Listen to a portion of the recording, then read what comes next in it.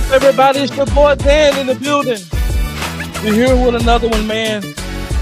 The Mavericks get a much-needed win, man, versus the Charlotte Hornets, man. Both teams was decimated, but we found a way to win. And we had some unlikely heroes this game. We're here to talk about it, man. We're here to talk about it. Here's my co-host. Hey, what's going on, fam? Boy John, go ahead and grab yourself something to drink. Get back, relax, and let it be known.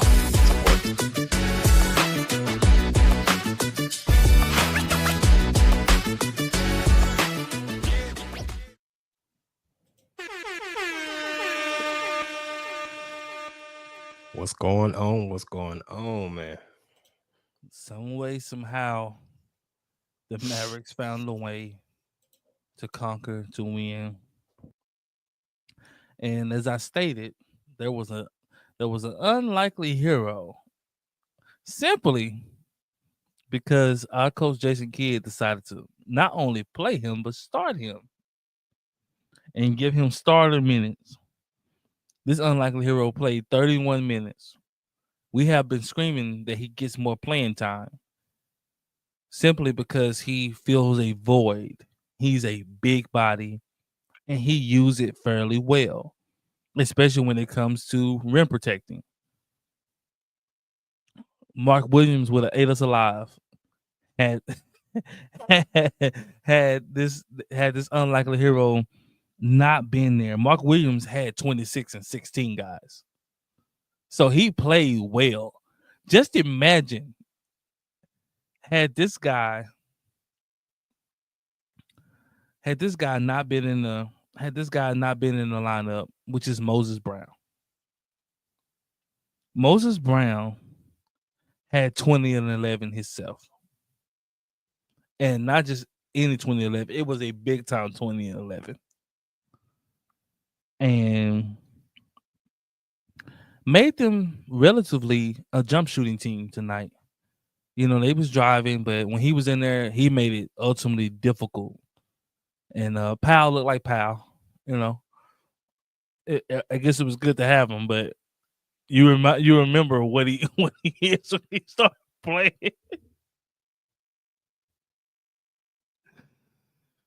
You remember like why he wasn't playing. Powell, you out.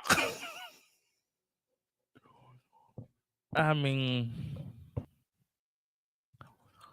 I never seen a 6'10" guy I don't understand how you 6'10" and your finishing ability, like, it was a fast break, guys, and he gets a pass coming down the middle. He's 6'10". Go up and punch it.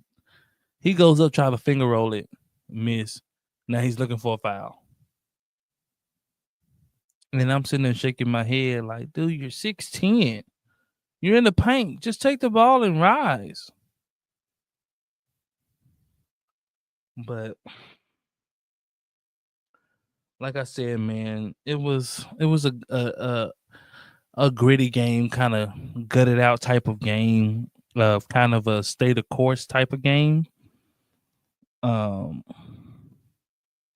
In Dallas, found a way.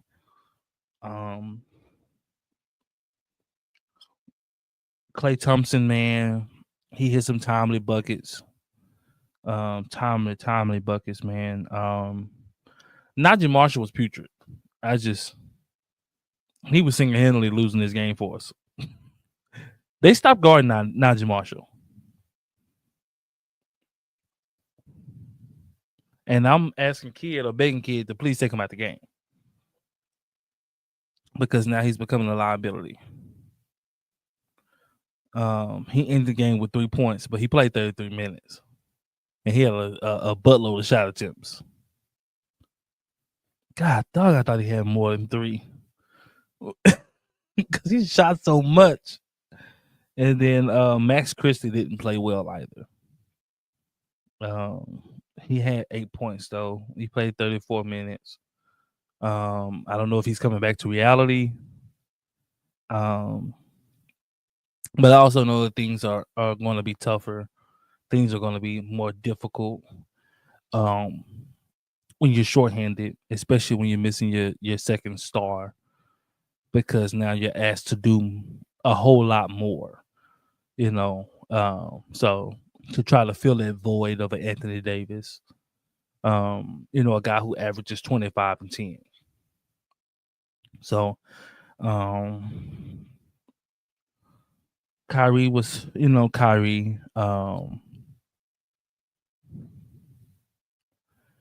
And then Spencer went on a little run, but then it just kind of erased it because he just starts to get outside of himself. And I'm just like,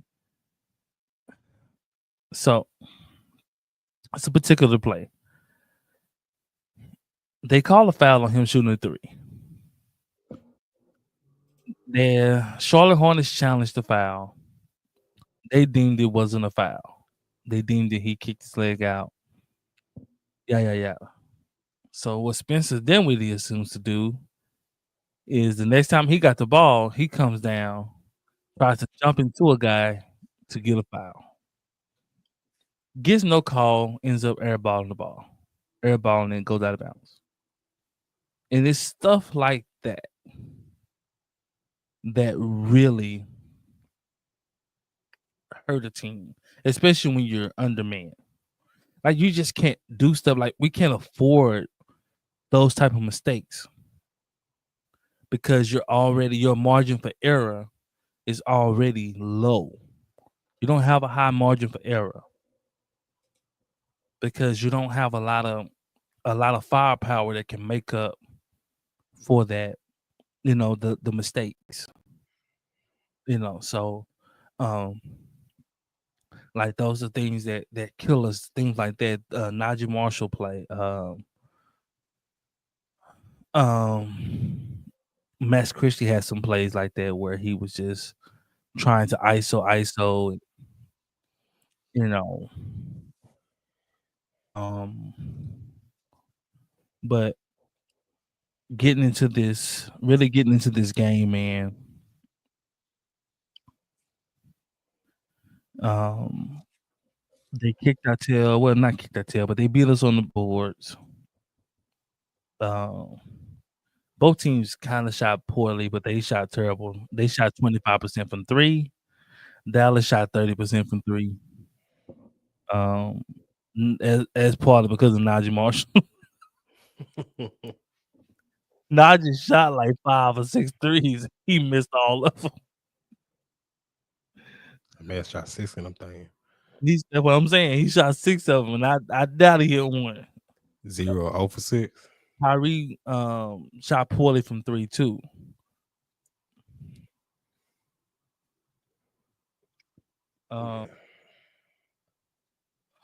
What helped us too, we won the turnover battle. They had 15, we had 7. But later in this show, man, we really got to get into what is the whole Jaden Hardy.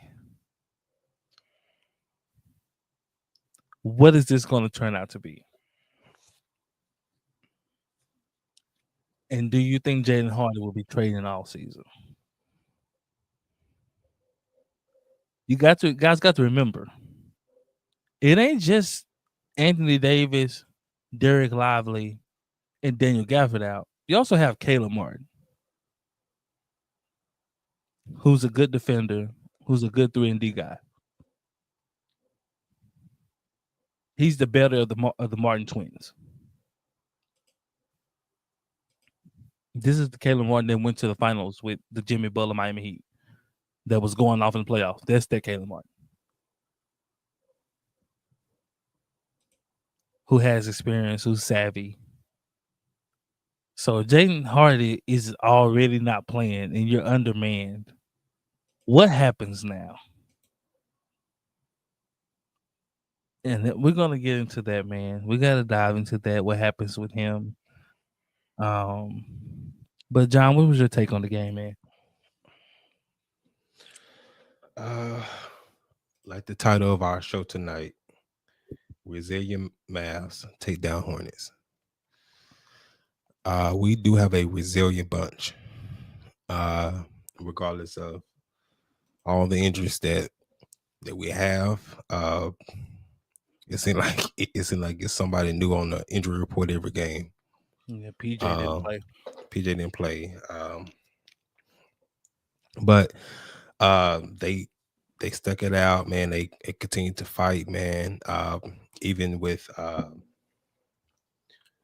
Mark Williams, he was killing us, but we fought, man, and I'm glad that, like you said, Jason Kidd actually started Moses Brown tonight, and not just bring him off the bench and starting Kessler. Facts. That was not doing us any good. That killed us versus LA.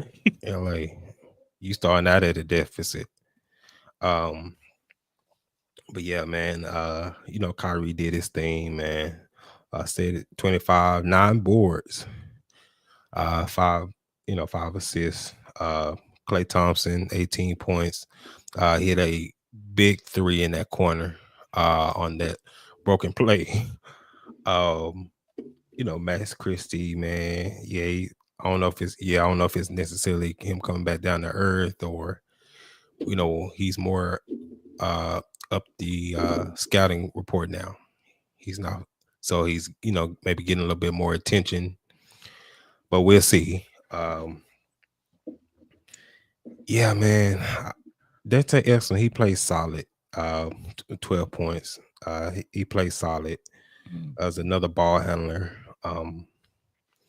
But yeah, one big thing, like as Dan said, turnovers is what really helped us out in this game. We could not afford to have another high turnover game. So with 9 turnovers, man, that's where we need to be, especially until we get some of these big pieces back. This is kind of where we need to stay, around the 9 to 10, even I would even venture to say 12. But you can't have 19 to 20 turnover games and win, especially against good teams or fairly decent teams. And showing it, Charlotte, you have to beat Charlotte. They're not gonna lay down. They scrappy, They're not gonna man. fold. They They gonna fight. scrappy. They're gonna fight to the end, like they did tonight. But with veterans on our side, and that's knowing how to win, how to close games, that worked in our favor. And shout out to young fella, man. Well, I don't know if he's young anymore, but Moses Brown. He been in the league for 6 years, man. So never mind. He's still young to us, but he's been, far as NBA years, he's not a young fella anymore. He's a veteran. But shout out to him, man. 20 points, 11 boards, man. 2 blocks, 3 steals, man. Playing 31 minutes, man. That's what we needed, man. Like Dan said, man, we've been vouching for him to play more than 9 minutes or 10 minutes, 15 minutes. That's not getting us anywhere. And man, shout out to Dwight Powell, man. When we was out, man. Now, of course, you can't play him no extended minutes now, but you can spare him, a couple minutes, and you take him right back out, like how Kid did. How Kid did him tonight. Put him in about 2 minutes, and you come on right back out. Man, he get the flying across the court, hitting the floor, and he's sliding into the bleachers, and I'm like, come on, man, what are you doing? I mean, he's throwing his body. I mean, he just out there. I'm like, come on, man. I don't get it. I really don't get it. I mean, you want to try to stay off that floor. That floor hard, man. But then with it, I told you about Dewey, man. I told you what he's going to do. It's like every game, my patience gets shorter and shorter with him. Every game. You. Now watch when this team gets healthy. Watch how he ball out, and then watch the stuff he say. I give him the Jaden Harden treatment. You see him there ride this pine. When the team gets healthy, watch what he say. I'll bury him. I'll bury him on that bench over there. Oh man. Yeah, I'll bury him on that bench. Playing like this. Anybody else playing like this, they gonna get buried. Watch what he say when they get healthy. He gonna say, "Well, you know, I got to play the system. It's the politics. You know, I got Shut up. Shut up. System. You're doing foolishness. role players. Man, a lot of role players always do this mess. You act like it's the league or the system or the System. team that's holding you back, and then when you No. get your opportunity to shine, you ain't nowhere to be found. Wow. And especially this season, it's a perfect opportunity to show what you're made of. And you sit up here, one game you don't want to shoot at all, and you don't have no shot attempts. Then the next one, you have like all bad shots, or like how he did tonight, where he was trying to draw a foul and you turned the ball over. And I don't understand. Like he tries to approach the game like how Kyrie is approaching. Like let Kai approach the game. Kai Right. approaches it slowly, for the And most part, try to read what they unless he plays with another star. right. But most of the time, he tries to save himself for the end of the game. Dante Exum them, they understand this. So Dante Exum is trying to be aggressive. Right. He's attacking. He's trying to break down the defense. He understands this. Klay Thompson understands this. Yeah. Not this. He would sit out there and just pound the ball, pound the air out of it, and then want to chunk up a bomb or throw somebody else a bomb.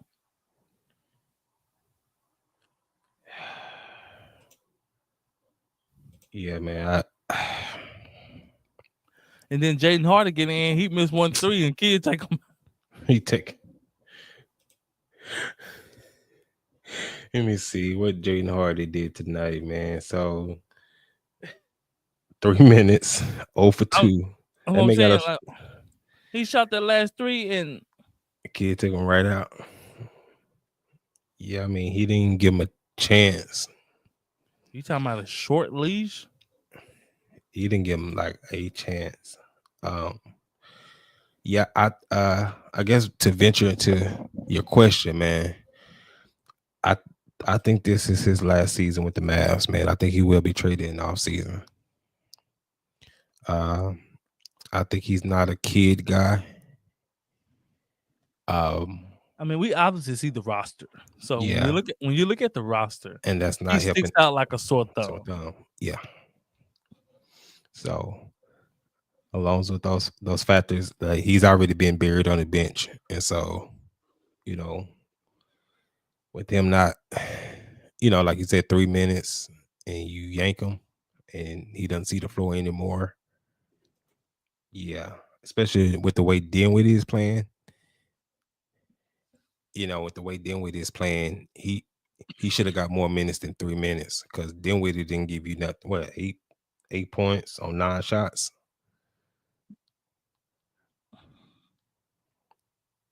So I mean, really playing terrible. Like he could have easily. he could have swapped minutes. Because I mean, Dinwiddie's not giving you nothing right now. I guess, like Dan said, Dinwiddie is a front runner. So, when we get our guys back and we back rolling, then he's gonna He'll play show good. up. You'll be like, God, he balling today. Yeah, shut up. I already say what I do to him, but He balling, and then you be like go and look at the first game that Anthony Davis played. Look at the first 3 quarters. Spencer Dinwiddie was hooping. Yep. Hitting threes. He was driving. It was like, man, where's this been? Front runner. I mean, he's just a role player, but he wants to make himself seem like he's much more than just a role player. Now, he might have had times where he was in Brooklyn where he was, a fringe all-star guy. I give that to him. But at this stage of his career, you have to accept I'm a role player. Facts. That's who I am. That's what I am. You 10 years in, this is who you are. Nah, man. Yeah, like I said, I think he'll be traded in the offseason, man. For what? I don't know. Or his stock ain't high because you ain't it's playing not it. high. So I mean, now he does have a favorable contract that you can move. but like you said, his stock isn't high, so probably would get some picks, a pick for him or something. Now, and if Dallas can make the playoffs, he does have playoff experience, He's not gonna see and that flow in the playoffs. it's going to be highly unlikely because Dallas is very deep. If they're healthy, they are extremely deep, and at the guard position, you're extremely deep, man, with Kai and Exum and Clay, and got Caleb Martin coming. You just extremely deep at that position. Christie, you're just extremely deep. It's about Yeah, 4 or 5 guys ahead of yeah, you. he's not seeing that floor, bro. But granted, Christie has no playoff experience, so That's we don't true. know.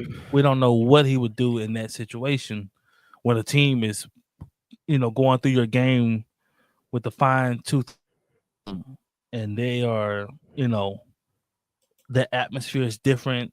Playoff basketball is just different, and some people shrink, and some people rise to the occasion. And he's never been in that situation, so I don't know what he would do. Um, we all want to be optimistic, but he didn't look good going to LA. He shrunk. He just flat out did. He did. He shrunk. He played poorly. He played poorly tonight. So you could take that and put it to where you want to put it at, but I don't want to depend on him. As far as being that type of guy.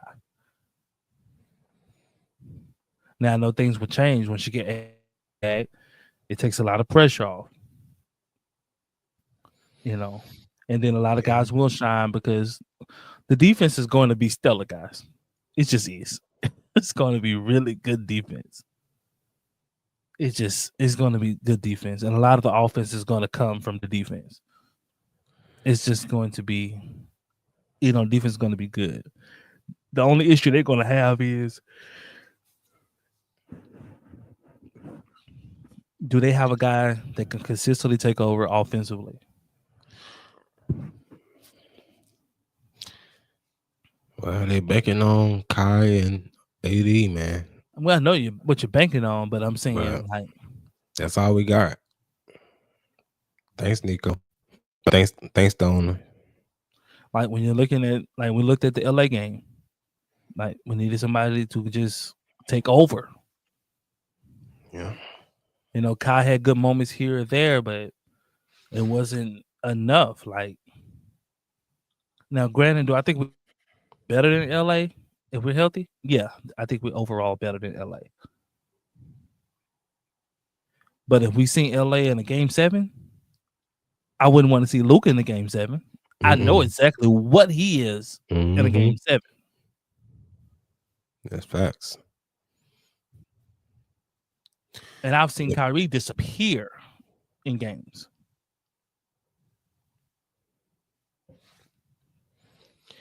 let me ask you this, man. With the playoffs quickly approaching, and of course, we have some guys out, but they're on their way back. Is this like it's going to be some cuts once everyone gets back? Who do you cut? Who do you keep? Well, Kelly's going to be gone, so that's one Yeah, guy. And unfortunately, Moses Brown's going to be gone. We would love to swap Moses Brown for Powell, but he's a 10-day guy. The other guy is on contract, so it's in 1 year, and at this point, it's prorated. yeah. But one of those guys will be gone, so that's 2 guys. And then obviously, Brandon Williams will probably be sent back to the G League. I think he was there. He was there tonight. The G He was League. on the bench. He was just in street I, club. I missed him. Um, you have there. So if Dallas make the playoffs, this is a question. What will be our 12 guys we take? Ooh. That's tough. That's tough. Let me get a pen so we can mark it down. Yeah, let's mark this down, man, because it's That's tough because that there's a is. lot of guys to keep track of. So let me get a pen and paper. All right, chat. If y'all in there, man, y'all put y'all top 12 in the chat.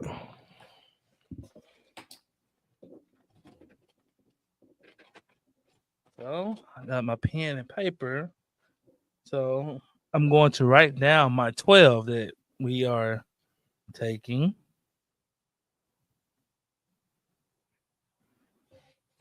Uh,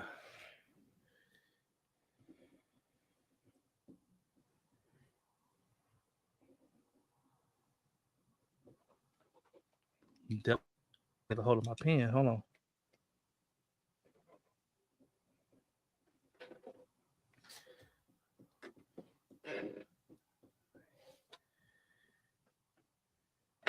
I got back up.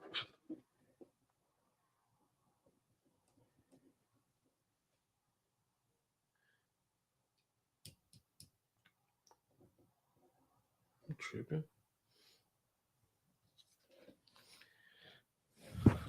So who y'all got out? So we got what? PJ out, Yeah, so just AD.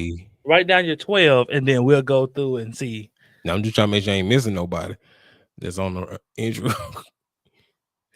PJ, Everybody on the injury coming. So just they all coming on the injury. Oh, what's that twin name? Caleb Martin. Caleb Martin. Everybody who on the injury, they coming. So you don't have to worry about that. Oh, I'm down to 1. So I'm at 10 so far. So Ooh. I ain't gonna like this one, but I know. Yes.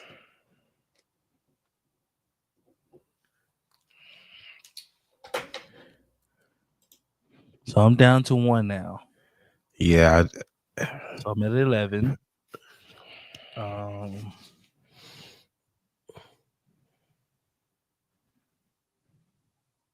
Oh, this is what I believe that it's going to be. Okay, I got mine. Yeah, I got mine. So this is mine's. I got Kyrie, AD, Najee, PJ, Lively, Gafford, Clay, Christie, Caleb, Exum, Spencer, Powell.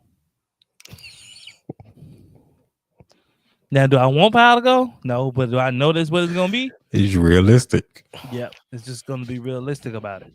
I can pencil in who I think I want to pencil in, but this is going to be the 12 that goes to the playoffs. Do I want it to be Moses Brown instead? Do I think he's more of a help? Yeah. You know, if one of the bigs go down, do I feel better with Moses Brown coming in the playoffs? Yeah, because he offers something. He can rebound. He can rim protect. So that's my 12, guys. Let's look at John's 12 and see if it's pretty similar or if he got something in there that I don't. So I got Kai, AD, PJ, Gav, D Live, Najee, Max, Dante, Dinwiddie, Clay, Caleb Martin, and like Dan Powell. So we have the same list. We have the Just- same list. Just being realistically, Yeah. guys, this is what it's gonna be. I would like to swap guys out, but it's just not going to be that way. When you Yeah. have a guy on a 10-day, you just Yeah. he's there for rental purposes. He's a rental. Yeah. Especially when we have our big. Especially when you did something stupid by signing somebody to a 2-way. This guy can't play. That guy cannot play. You give him the 10-day. You give Moses Brown the 2-way.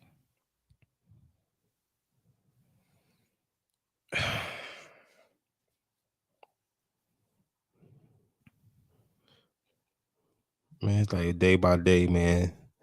I don't know what Nico is doing. But Nico don't even know what he's doing Nico don't have the slightest clue of what's going on. You go get an unproven guy who we've never seen in an NBA game at all. and you give him a two-way deal versus going to get a Moses Brown, who we've been screaming, man, go get a guy with some experience. It's And a it's ton of been guys out there it's with been here before. experience. Yes, He well, played for, he's played it. He got NBA experience. Kelly don't know what to do. He's never played in the actual NBA game. And I can't blame him because he's never played. Yep. And it shows. He looks like a deer in headlights. Yeah. It's moving too fast. He can't comprehend. He can't process fast enough. Mm-hmm. It seemed like things he's just always out of place just because it's just a step too slow. Yeah. Versus you go get a guy like Moses Brown, he's used to the pace. I played on several teams. I played in several games. So he can process better. Yep. He can comprehend things better. He can see things before it's happening. It's slowed down for him. Kelly's moving like a college guy. Things ain't slowed down. You know, when the rookies, when they come and it's like, man, the game ain't slowed down for him. Yeah. And the rookie's trying to process, but it's moving too fast for him to process. And unfortunately for him, he's what, 27? 28? He's 27 years old. So, yeah. It's just because he's had his whole career has been G League. He's played his whole career in the G League. So he's having played with the talent and the caliber that, you know, he's playing with. So your teammates are moving like this. And you are stuck in quicksand because you're trying to process where I need to be, where I need to go. Yeah. Versus like we seen with Moses Brown tonight, like he can process faster. Yeah. He understands why I'm here. Yeah. I'm rim protecting. I'm rebounding. And then on the offense end, I'm gonna be in a darker spot. I'm gonna be in a darker spot. When I get it, I'm gonna go up. I'm gonna finish strong. He understands. This is kind of what we wanted, Powell. Bruh. And granted, Powell be in the right place. He just don't execute well. Powell seems like he'll be a great coach. He just can't do it. He's like he'll be a great coach, man. I don't know if he will because I don't know how his temperament is. I'm not saying a head coach. I'm not saying a head coach. He seems like he's just too nice of a guy. No, I'm not saying a head coach. Now, like far as like a developmental coach or something of that nature, I think that would fit him. Yeah, I don't think he has the temperament to be a head coach. You gotta have you gotta be a little fiery to be a head coach. You gotta kind of be of a jerk to be a head coach. Like, no point intended. Like, you just kind of have to be kind of a jerk to be a head coach. Your temperament has to be kind of like that. Mm-hmm. You know, you have to kind of be somewhat of a snobbish type of guy. A-hole. Yes, for lack of better words, you know, in order to be, you know, a type of coach. When you look at a lot of the good coaches, they had that kind of personality about them. When you look at Popovich, he kind of a snobbish type of guy, kind of a headstrong type of guy. When you look at Phil Jackson, real jerk type of guy. Mm-hmm. When you look at Eric Spoelstra, fiery. Like, he's had several fights with players on the sideline. Facts. Like, just that type of temperament is needed. Look at JJ Redick, what he's doing with the Lakers. Look at his attitude. Everybody know JJ Redick's a jerk. He's admitted it. Like, that's who I am. Yeah. That's why I knew that he would be a good head coach. Because he's just not afraid to go off on anybody. Just like the way he go about doing his business. Mm-hmm. And so it commands a certain type of respect. Because players know, like, man, I can't come out here half-stepping because coach is going to get in us. Yep. Versus players feel like they can run you over. No, that's a fact. And so that's why I don't see um I don't really see Powell working out as a head coach. Look at Jason Kidd. He's a jerk. He just is. He's a jerk. He's snobbish. he just he just is. Kid, what happened? Well, we ain't got nobody playing no defense. Like just real matter of fact. just matter of fact. Like, well, if we can't get nobody hitting no shots, we can't win. Like he just what game was that Golden State game where he just sat on the bench the whole game pretty much? It was the Golden State game. Like real jerk behavior. Now the team is getting their tail kicked. I mean, they are getting waxed. He refuses to call a timeout. Man over there like he refuses to make any adjustment. He went and sat on the bench. And I mean, he just like this. And he's just shaking his head. And I'm laughing. I'm like, he has clocked out. He has clocked out. He probably like I dare somebody to say something to me about this. And like he looking at them in timeouts, he just standing there like they ain't drawing nothing up. He just waiting for the time to run out. He just like, man, y'all just go out. I had told John, I said, man, it look like they playing pickup basketball out there. Like there's no organization to what nothing they're doing. They just running up and down the floor. Hey, you take a turn, you shoot it. Everybody just shooting it. I said, man, you know how big of a jerk you have to be as a coach to do that. But in some cases, that's needed. It's needed. When you look at Steve Kerr, same way. It's a jerk. And those type of coaches, you either love them or you hate them. You can't stand them. Yep. That's a fact. Petty. Like Steve Kerr, he benched Jason Tatum in the Olympics. Facts. For no reason. Just and then the first meeting of the season, he tried to go up and dab him up like everything was all cool. Like he just ain't gonna forget like you been like you just jerk. Like the nerve of him. Like they would like good head coaches are jerks and they would have a nerve about themselves. Mm-hmm. Like everything is cool. Like no, he know it ain't cool, but he just has such nerve about himself that he feels like that you won't do anything if I come up and shake your hand. Shake your hand. Facts. I mean, and he was staying there for a good minute too. Like, I'm gonna let y'all finish our conversation. I was staying here the whole time.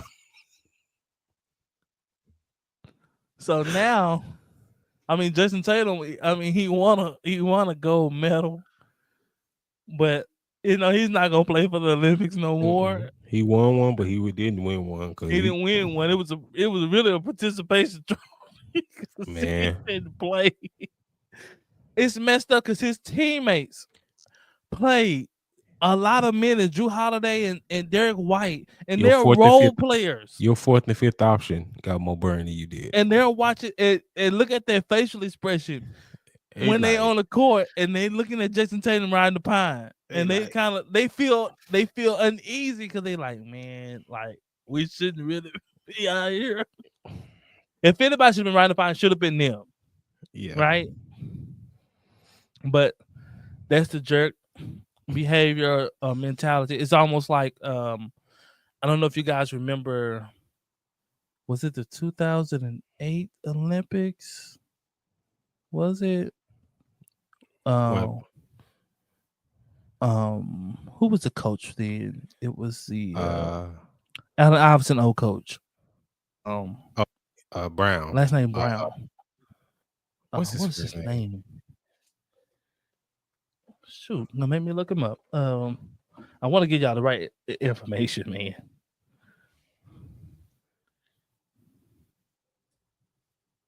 Larry Brown. Oh, Larry.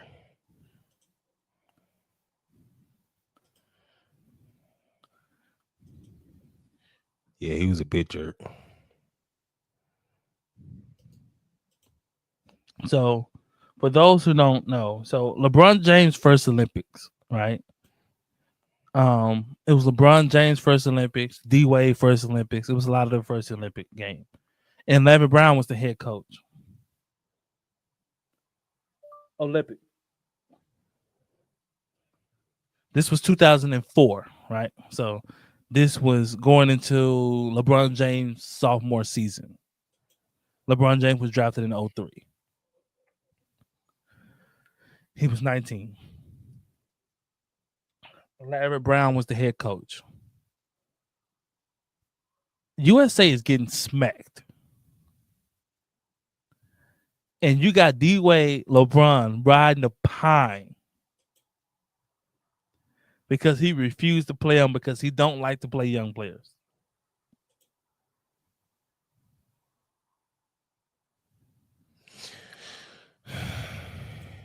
That's crazy. I think they end up losing that Olympics. They end up losing. And guess what happened? They tried to put it on LeBron James.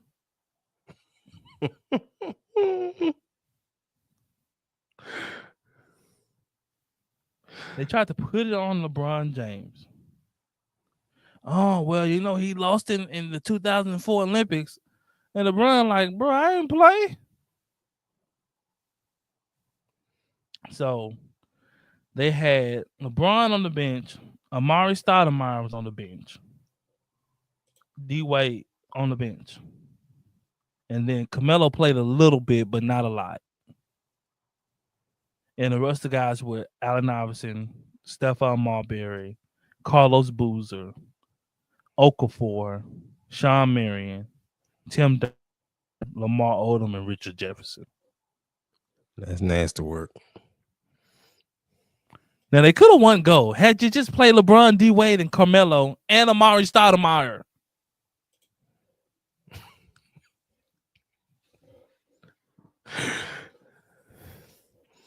I guess he didn't want to take the path of least resistance. Now, if you ever go back and watch it, you see LeBron and them just sitting on the bench like this, and they looking at each other like we getting smacked, and LeBron looking like, is he gonna put me in? Mm-mm.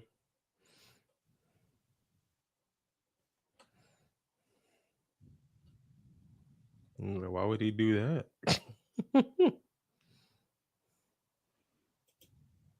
And then you got guys like, now Stephon Marbury was a bucket, but you got guys like Stephon Marbury who comes at LeBron James, and Stephon I don't understand Marbury, you lost the 2004 Olympics. You were the starting point guard.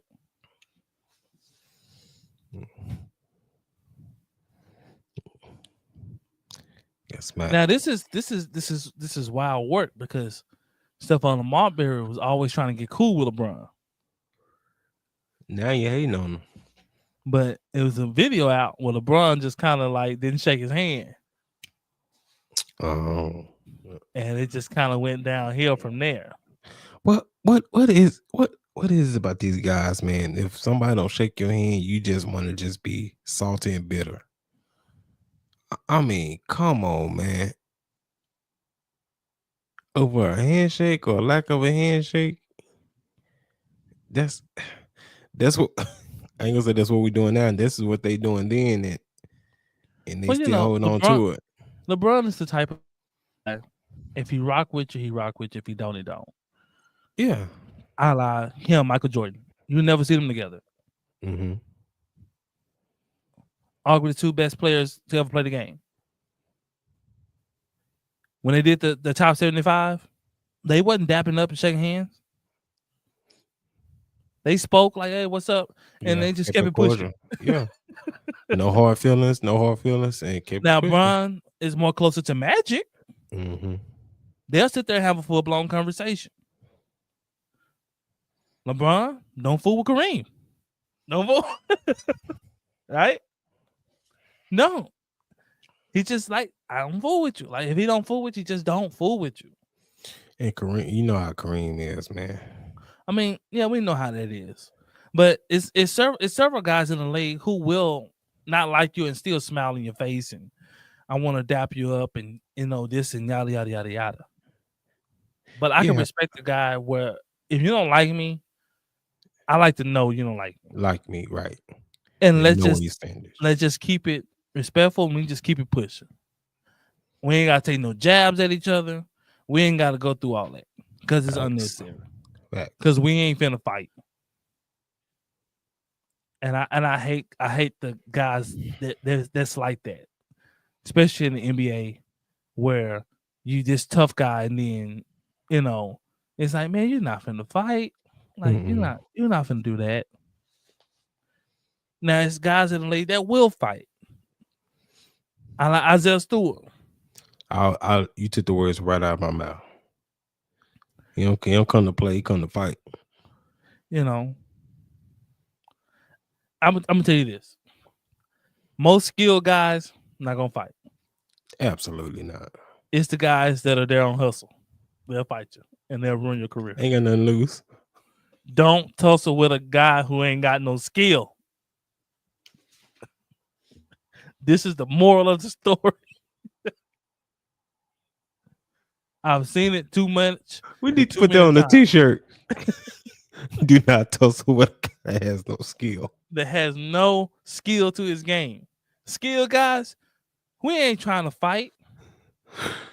When I was hooping, I wasn't trying to fight nobody. I'm there to hoop. But there's guys there who ain't got no skill. They want to fight. Oh, you want to fight me? You're like, for what? I bet you won't fight me. For We're what? here to hoop. I came up here to hoop. I didn't come here to fight. Oh man.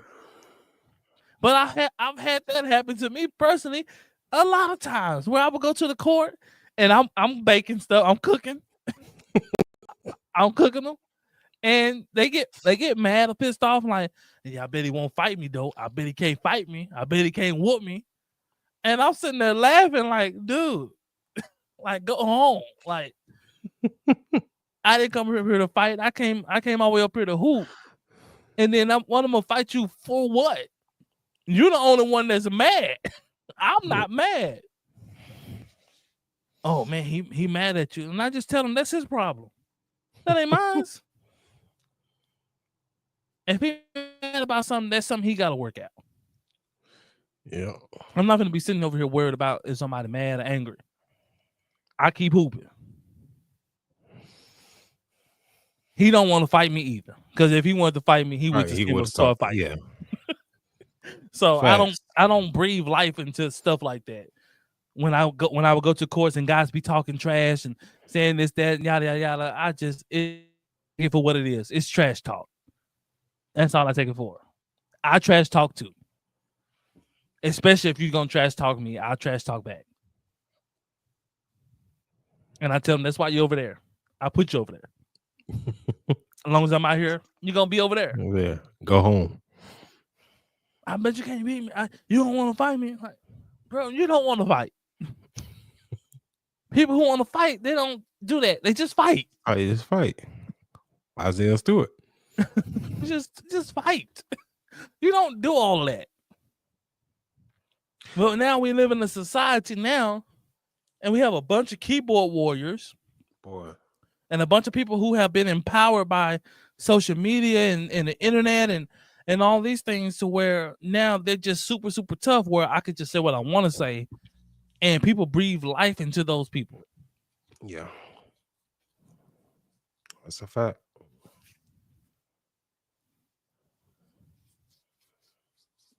Let's do it. Let me ask you this, man. I know it's not a lot of those type of guys in the league. I guess name your top 3 to 5 people you know for sure that's gonna fight in NBA. Now, when you say that's gonna fight, now there are people that will defend themselves. There's a lot of them. That's more than I can count that will defend themselves. But for as the ones that would instigate a fight, yeah, there are a few of those in the league who will actually instigate a fight and then fight you. Now, for as like the ones that were like, he's trying to fight me, so I'm gonna defend myself. Right? Yeah, no, I know it's a lot more. If you're a man, you just gonna defend yourself. Like you're not gonna let anybody just punch on you. Right. But for his guys, like, I'm gonna instigate him and then I'm gonna try to fight him. Right. Like those are few in between. And the So one that leading the pack is Draymond Green. Draymond Green is leading that pack. He's the guy who's going to, if he don't like you, and he has publicly said this, if I don't like you, you're going to really know I don't like you.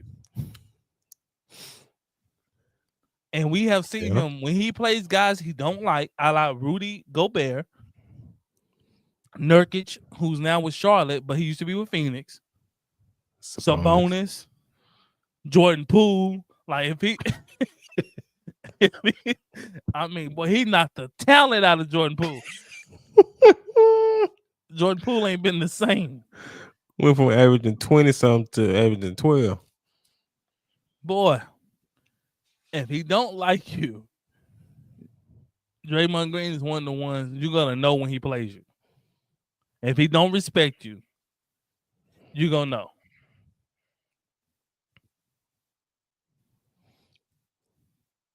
Oh, Grant Williams, too. Draymond Green can't stand Grant Williams. He can't stand Grant Williams. Man, as most people in the league. I think most people don't. He say he do too much, man. He just doing too much, man. Yeah, in the short time he was here in Dallas, man, he was doing too much. He rubbed a lot of people the wrong way, man. A lot of people. He rubbed coaches and everybody the wrong way. That man was here for 2 months. Was it 2 months? It was 2 or 3 months. 2 or 3 months? Well, not longer, because he got traded at the deadline, so he was there longer. So, season starting what, October? October, yeah. So November, October. So November, December, January. So 3.5. So about almost 4. He got traded at the deadline for PJ and them. Mm-hmm. But for as one, like Draymond Green is leading that pack. Isaiah Stewart is another one. He's another. I think guy. Isaiah Stewart is he's challenging for that number 1 spot to me. Well, I don't know. Draymond, we seen Draymond drag a guy from baseline to half court in a full sleeper move. Classic. It was classic to me. We seen him grab this man. He grabbed Rudy Gobert at the baseline under the goal, and he's dragging this man all the way to the half court marker in a full sleeper. And Gobert just along for the ride. He's 7, however long he is. Like 7'4", 7'5". We seen him kick Sabonis' chest in. Sabonis lay on the ground, and Draymond just jumps up and just. And then Draymond is notorious for the low ball kick. Mm-hmm. If you haven't never paid attention, go look up Draymond Green kicking people in the nuts. Especially Steven Adams, boy. But Steve Adams should have sued that man. Draymond Green would go straight up like this and he'd kick the.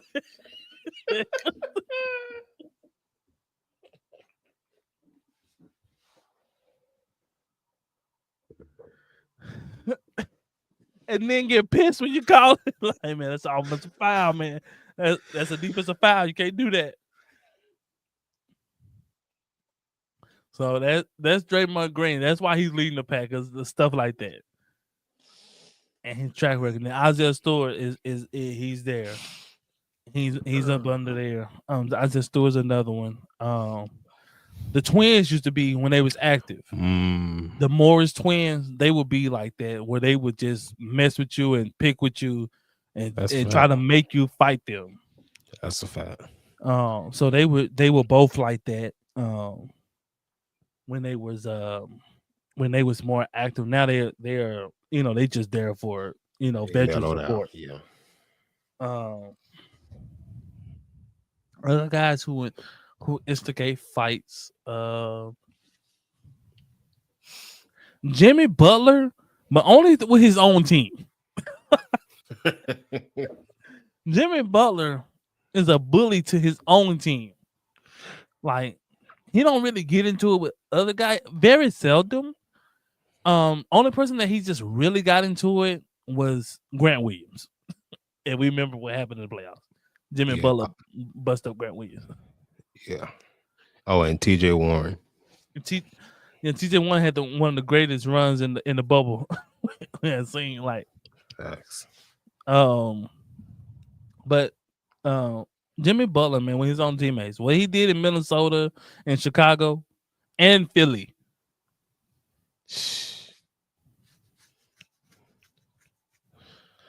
I heard he showed up to practice in Minnesota with a shirt that said "Trade me." Mm-hmm.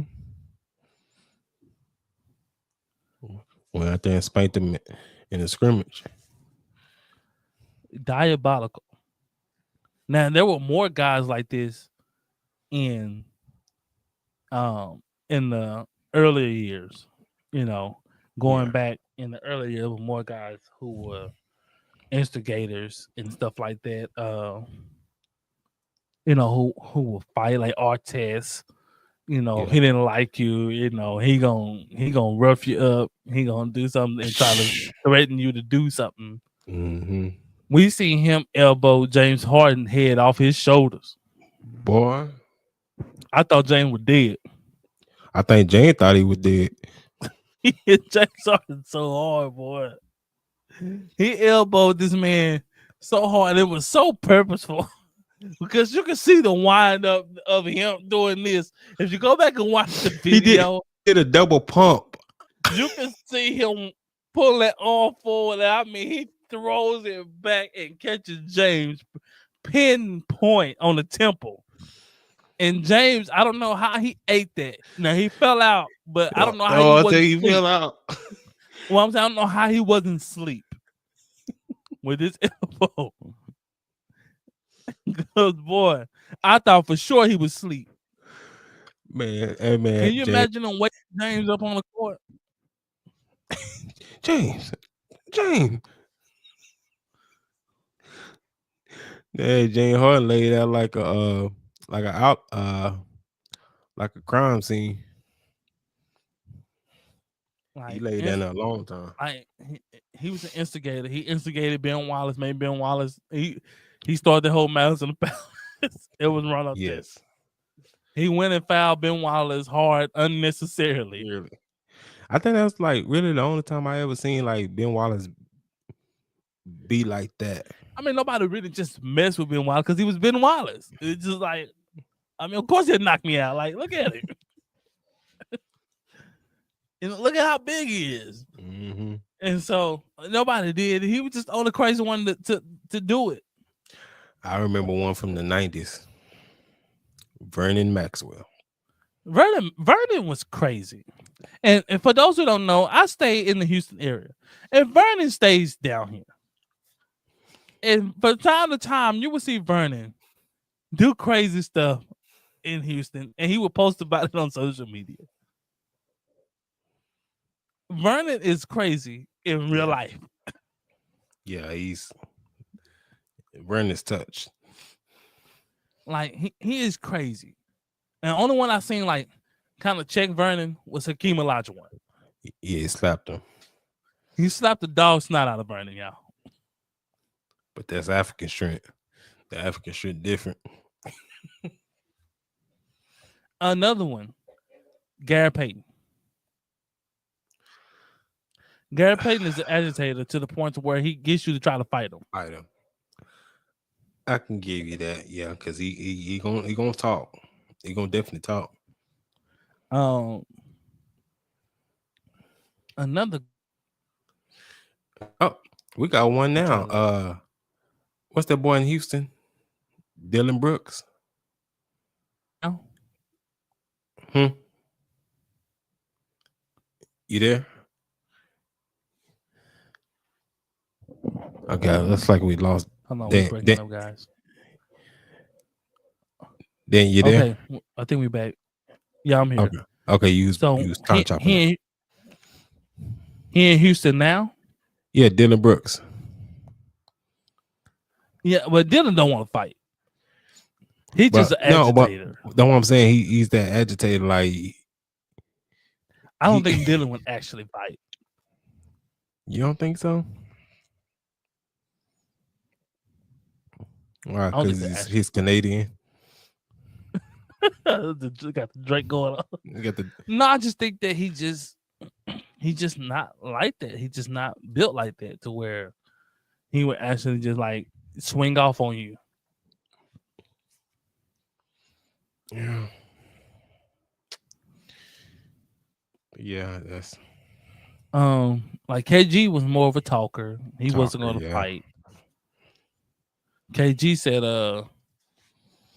he said, Paul Pierce told a story about KG. Said that Dirk called him the N word in the game. Paul Pierce said that Dirk was cooking KG so tough. So he was just cooking him. And KG was trying to find a reason to try to either slow him down or, and KG got angry at the free throw line and say, man, he called me the N word. And so Paul Pierce was like, man, he didn't call you the N word. I'm standing right here. And KG said, yes, he did. He said it in German. You know how tough you gotta be getting waxed for you to tell Dirk, which is a white man, hey man, you called me the N-word. Just imagine if you go to your local LA Fitness, 24-hour fitness, or wherever you hooping at. You're getting cooked. And you're getting cooked by a white guy. And in the midst of this white man cooking you on the basketball court, you look at him and say, hey man, did you call me the N-word?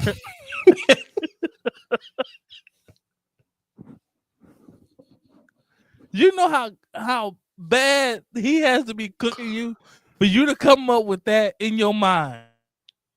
You know how diabolical that is for you to look at this white man and say, hey man, hey, did you call me the N-word? And he's looking at you like, what? What? And everybody in there like, man, he didn't call you. Yeah, he did. Yeah, I heard him. You a lie. Man, that's some diabolical work there, man. That's some crazy work there, man. But like we didn't have a lot of guys there wasn't a ton of guys who would go to that level. Who would go to that level.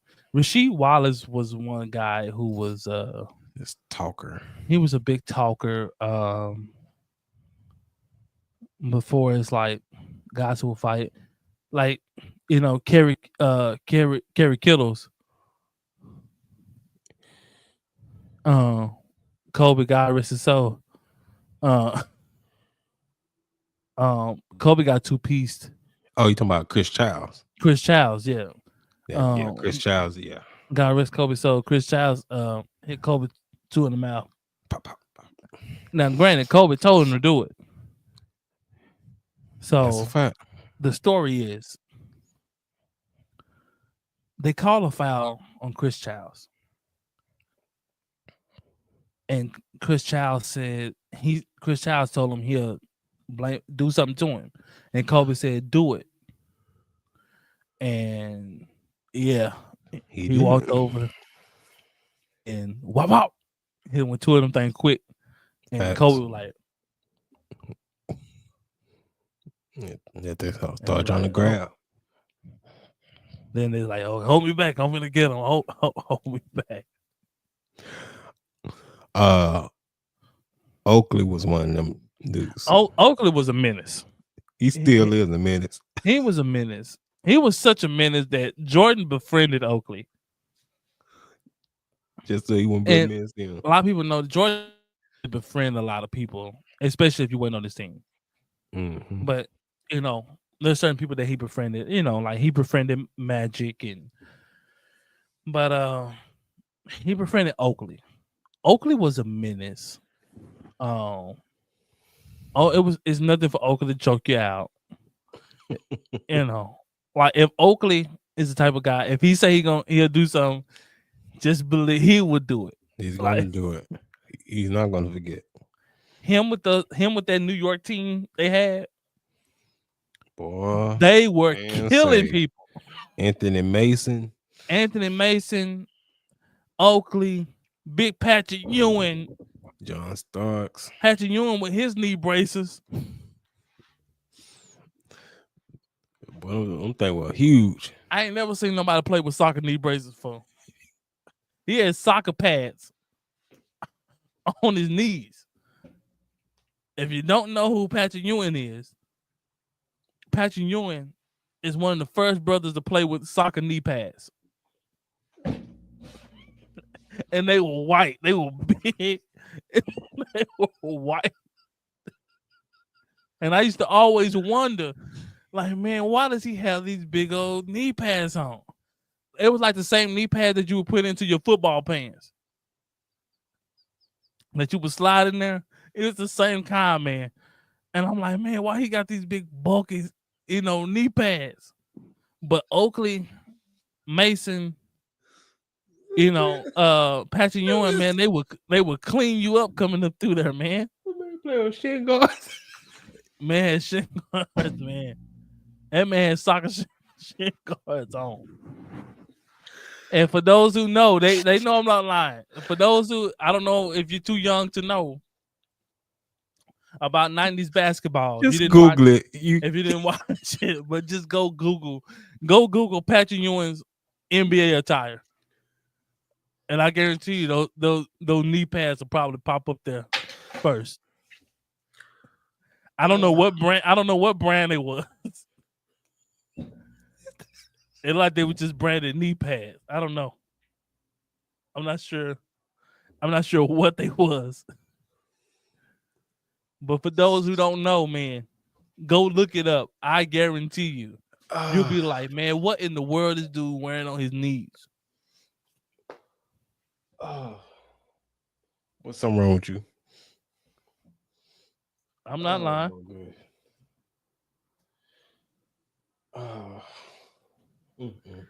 Look, Chad, I'm gonna try to show y'all, man. I'm not lying to y'all, man. I'm gonna try to show it to you. I just popped on, man. These things so big. I'm trying to pop it up so y'all can see it. Let me see. I'm trying to find a picture where y'all can see these big white things, man.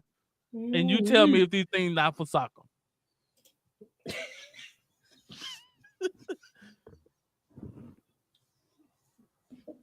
Can y'all see that, man?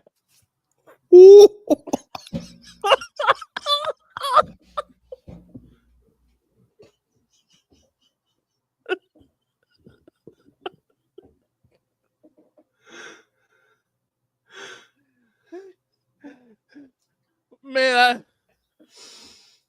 and he got one on his elbow. On his elbow, man. That's the spare.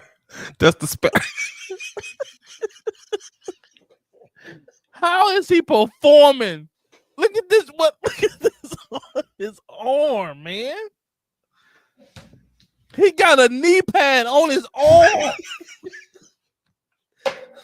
Look at this. Ain't nowhere in the world this big Jamaican is out here like this. Man, you don't want to go to the hole, man, with nobody standing like that. He's there. He's wearing that for a reason.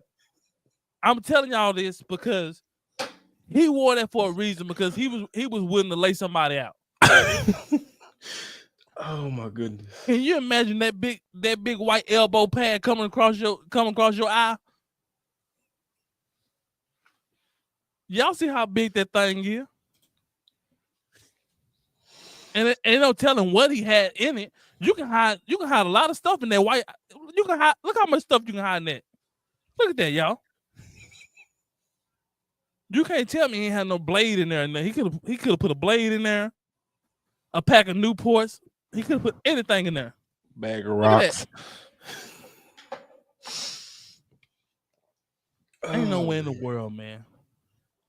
Ain't no way in the world. Man, for the young artists, man, y'all don't know, man. Y'all go do y'all research, man.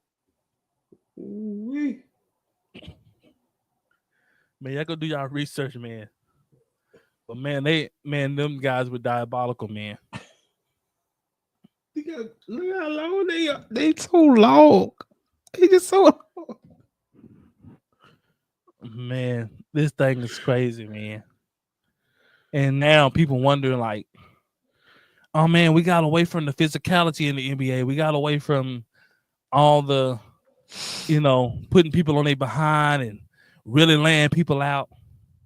Like, man, Sponsors wasn't finna give no money for that. Mm-mm. This is why the game was cleaned up, guys. This is why David Stern cleaned the game up. Was because sponsors did not want to pay. Ooh wee, boy! Look at those, boy! Look at them pads. Low up his thigh. And then he got some black tights, black spandex on underneath it. Because I know them white pads, they sliding up and down. Probably give him a turf burn on his knee. Boy, that's ridiculous. Man, but David Stern had to clean up the NBA, man, for sponsor dollars. They didn't want to lose sponsorships. They wanted to make it a more family event. And so family friendly, and you couldn't have family friendly with guys going in the stands beating up people, and you having blood baths on the court, guys getting knocked out. And so, in order to clean up the game, they had to change the rules, and so forth and so forth. That's why the game is the way it is, because players wouldn't be making the money they're making because you wouldn't have the sponsors. Yeah. That's what it is, which in turn turned the game into a more skillful era.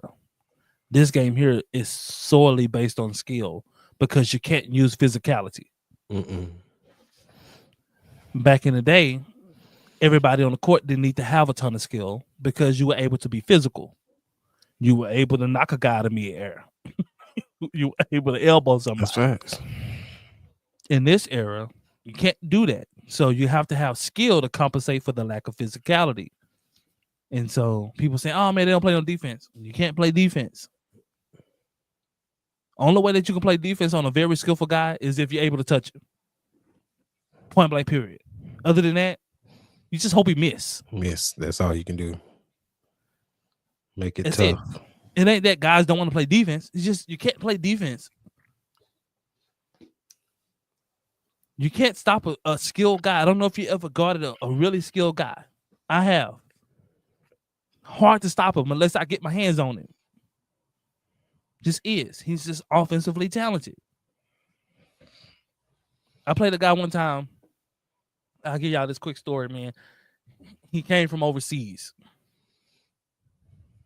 And a good friend of mine invited me to a gym, right? It was a gym in Garland, Texas. And a guy came from overseas. His name was Phil. Right? He did a long stint. And he was so offensively skilled. He was like the best offensive skill guy I had went up against at that time. Before I started playing other semi-pro guys. But he was so offensively skilled to the point to where you actually feel like I need to actually grab him. Like, because he's just so skilled. Like, he can shoot. You know, he's crafty off the dribble. His triple threat. People don't know, man. The triple threat is the most hard thing to guard when you're guarding a guard in triple threat. Because it's so much you can do out of triple threat. You can shoot. You can go off the dribble. You have your pump fake. You can spin on either side, either pivot. It's just so much. Like, go watch Kyrie Irving triple threat game. Top tier. Go watch Scott's triple threat game. Go watch Dirk Nowitzki triple threat game. Like, go watch Kobe Bryant's triple threat game. MJ. Yeah. I mean, the list goes on and on. Like, watch them in that triple threat, 3 dribbles or less. Watch how they operate. It's really, really, really elite. Tracy McGrady is another one out of the triple threat. KD is another one. Just guys that just kills you. Carmelo. And you're sitting there. Carmelo is a big time one. And you're sitting there and you're at their mercy because they can shoot lights out. They can go out the dribble, and you're literally at their mercy. You're literally in hell because you're like, if I crowd him, now I got to worry about him driving around me. If I don't get up, obviously he's going to pull it in my face. And so only way to combat it is if I get extremely physical. But come with physicality comes more fights. Right? If I get extremely physical, he's probably going to get pissed. I'm already pissed. Hence The comes the recipe fight, for disaster. Yeah. right? So now no sponsors wants to sponsor that. I don't want to sponsor a bloodbath where guys are just fighting every other game. What people want to see? People want to see offense. So they made it into an offensive game. Yeah.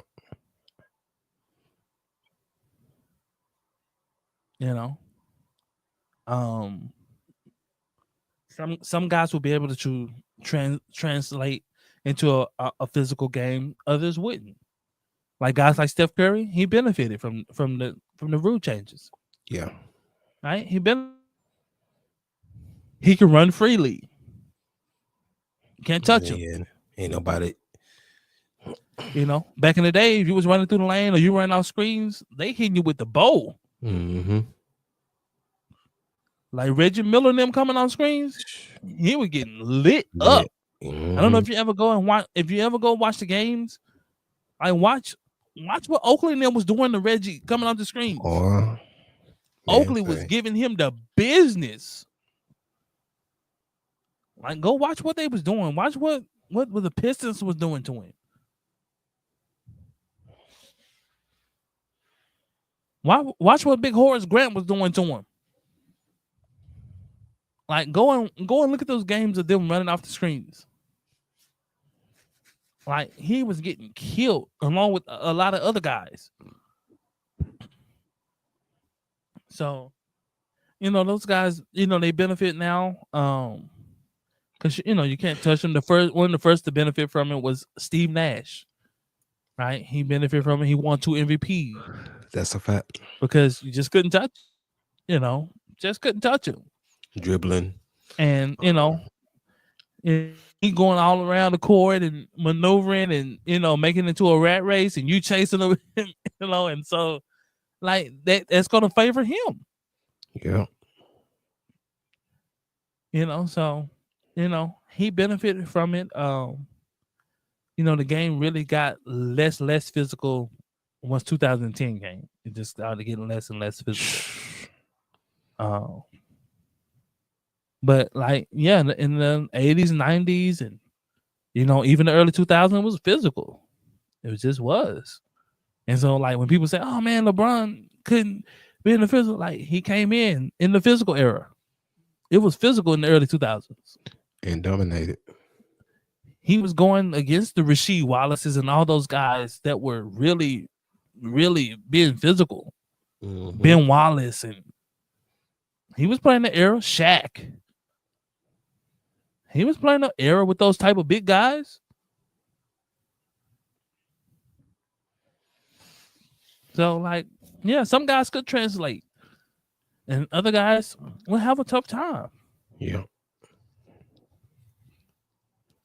And it's mostly the smaller guards who would have a tough time.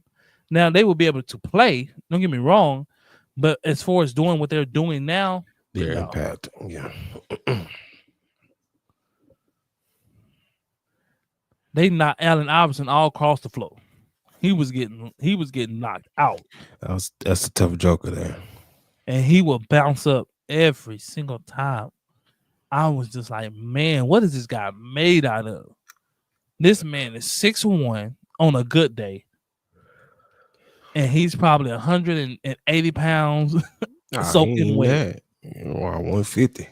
And I would see him get totally knocked out. And he would just bounce up every time. And he would play majority of the season. He just would. I was just like, how's he doing this? He was just tough. Yeah. And the criticism that he got, man, was just like, it was just terrible, man. He took the beating, man, so others didn't have to. The way you see guys dressed today, man, you think AI. You know? You see guys tatted up, you think AI. Arm sleeve. All that arm sleeve and headbands and wearing the headbands all kind of crazy ways and all kind of stuff, man. That's facts.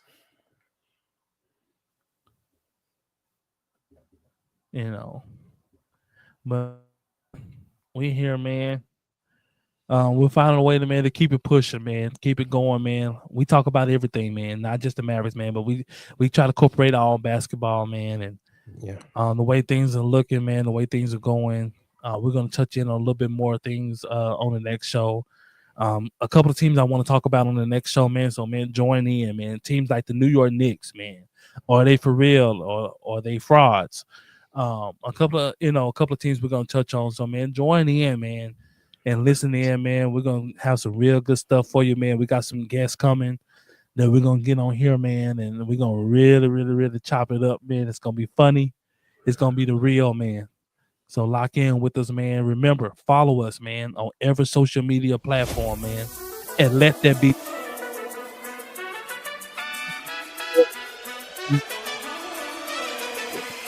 And have a good night, man. Peace out.